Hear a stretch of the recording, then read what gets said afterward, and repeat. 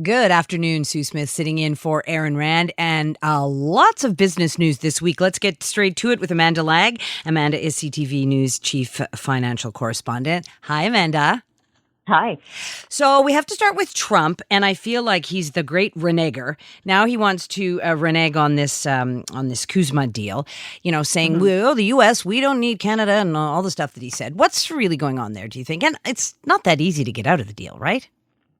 Yeah, I mean, he sort of has said this before in a way. It was still shocking because the negotiators are finally meeting. So to have him say this week, we don't need anything Canada has, and I'm not going to renew Kuzma. I guess some of us had been holding out a faint hope that the U.S. would say, okay, we're going to tinker, but let's renew, and July 1st will be the date that happens. It's unlikely. What's likely to happen is we'll have to open up the agreement, renegotiate a bunch of things, and this is really a negotiating position. And his ambassador was in Toronto this week and kind of walked back the comments a little bit, was a little bit more circumspect about, the fact that America does need Canada and we're good allies. And so the tone, I think, shifted a little bit, and we're going to, I guess, take some hope from that. Mm-hmm. Yeah, I mean, and I guess that Trump has sort of said these things before, but it seemed pretty disheartening for Canada's negotiating team. Dominic LeBlanc was quick to point out, hey, look, we're working on, different agreements.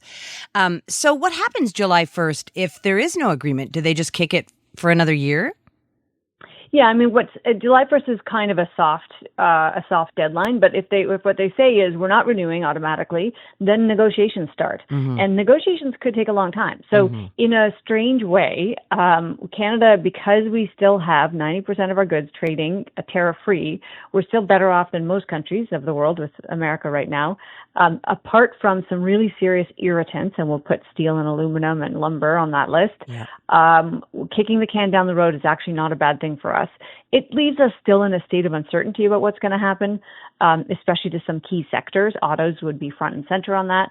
But it does mean, at least for now, we continue to do what we've been doing, which is business as usual, figuring it out as we go. And I guess that sort of limping along like that is better than ripping up the whole deal entirely. All day long. I mean, no deal with them, having to go back and negotiate across the board tariff rates the way the UK did or other countries have would be terrible for us. So the scenario we're in now is still better than most countries. We're still better off. We still have a very integrated economies. And remember, November happens and you might get a change of control in Congress, and then you're 2 short years away from a new presidential race. But all of that, we could find that it's really the next president who's making the call on Kuzma. It really could drag out that long. So I hope it doesn't, but they could really we could keep negotiating through all of this period. Yeah. All right. Let's talk about interest rates, because in the midst of all this uncertainty, Bank of Canada, 5th consecutive rate hold at 2.25, and talk about recession, not recession. What is going on there? So the bank was pretty clear. We're not in a recession now. Equally clear that the economy is weak. They do see a little bit of modest growth pick up in the back half. But this statement, like the one in April, comes through with massive caveats. And that's because, of course, we don't know about the path of the conflict in Iran. And it's already having, of course, a major impact on parts of our economy. Yeah. And we don't know what happens with trade. And what the bank said is, if we get inflation because high energy prices do start to get passed on in a serious way through the whole economy, they will have to hike interest rates, and they will do it more than once. They've made it clear it's rate hikes with an S on it, if they're fighting inflation. But they also said we could just as easily be lowering rates because of economic weakness, because of trade friction. So it leaves us all a little bit uncertain about what's going to happen, but the bank's being very forthright about the fact that it has to pay attention and be nimble and responsive, but it can't make the call right now. We're in pretty good shape. Our inflation is, although it feels high, of course, and food prices are the really big one for a lot of people, it's still manageable. It's still kind of within the range of what the bank would like to see. And housing affordability has improved. So we're in a not bad position for them to hold.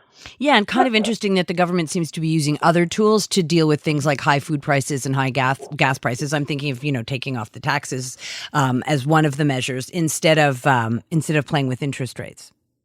Yeah, exactly. And that's sort of because so much of these pressures come from things that are beyond our government's control. What makes the most sense for our central bank and our government is to think about the things they can control. How do you help Canadians who are struggling? The government released this food security strategy today.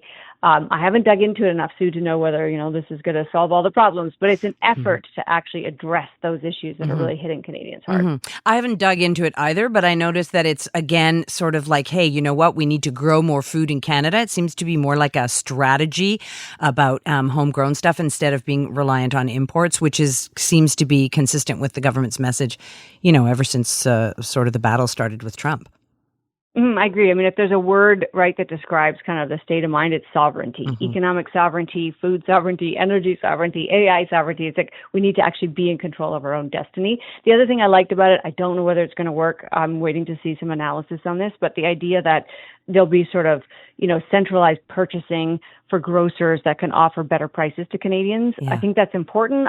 There's some risk in that. It's a bit fraught, so we have to see what economists really make of it. Yeah, interesting. Okay, watching that going forward.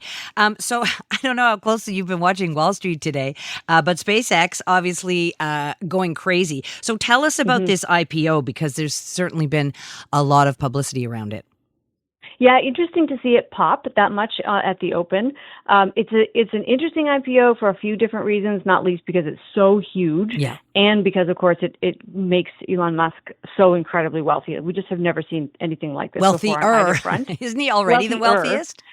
He is, but to think of one human being worth about $1 trillion, it's almost hard to get your head around, right? For sure. That's the value of Canada's economic output. Like it's just kind of a crazy sort of number. But what's interesting is that retail investors, ordinary folks, are buying into this IPO.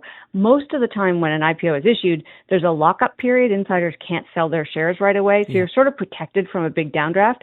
That's not the case here. So today is not really the day to watch. The thing to watch is in the week or two ahead, do people who bought today get really stung with a price that falls? That's the question. So the initial price was $135. I noticed it's already gone up to $165. But also, my understanding is they're holding a bunch of shares back too. I mean, it seems to be pretty popular. Like people like to, I guess, invest in space.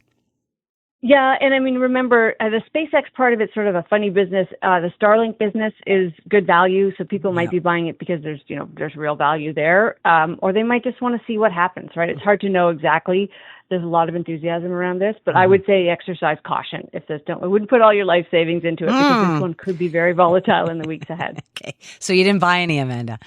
No, I'm not. I don't buy individual stocks, but I certainly wouldn't buy this one. And by the way, if you do want to buy it, let the dust settle and buy it on its fundamentals in 3 weeks' time. Yeah, and apparently all of this money from all of the investors is going to fund all these projects that SpaceX has, which is kind of interesting. Yeah, I mean, listen, this is a man who takes moonshots, and sometimes they really do benefit the rest of humanity. Starlink, again, is a great example.